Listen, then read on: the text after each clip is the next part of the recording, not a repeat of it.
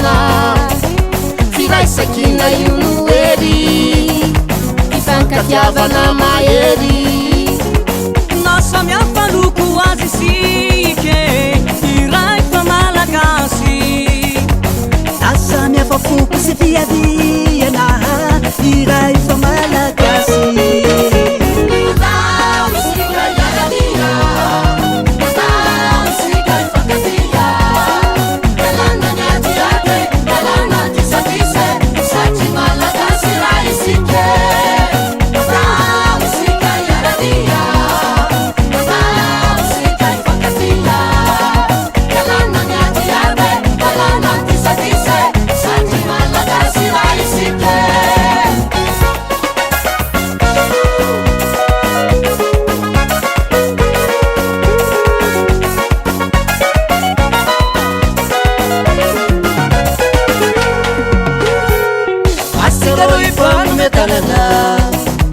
anandratrafony fiavanana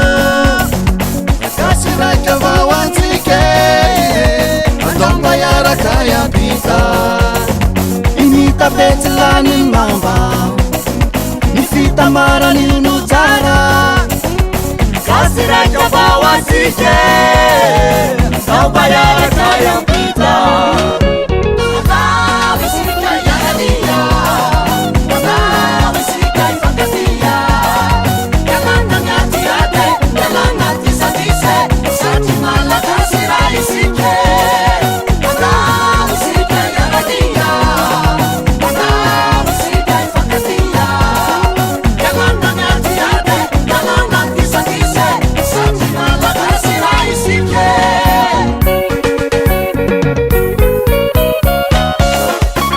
Kasia, kasi anao, kasika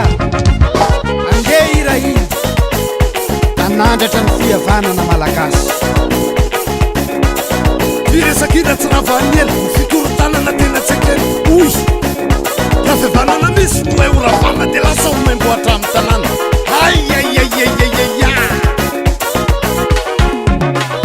soaty filongoa rikahe soaty filongoa soaty filongoa rikahe soaty filongoa eha ifakatabaratalagat fihavanana kaloa avereny tsara salamy mifakatia andeha saraka sagnatria hayanaro tsara fihavanana vakoabe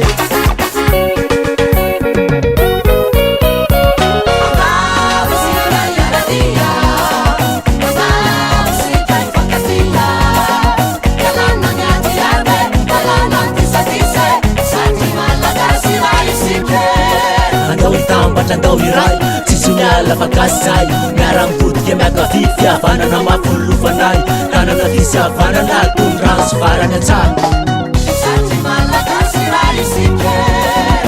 ndao mba ifandefitra ndao mba ifamela zoany fihavanana tanjovitsy horava tegna samy tegna varoa de ivagnaratsy tsy tsara ny mifanetika tsy tsara ny fampiantsy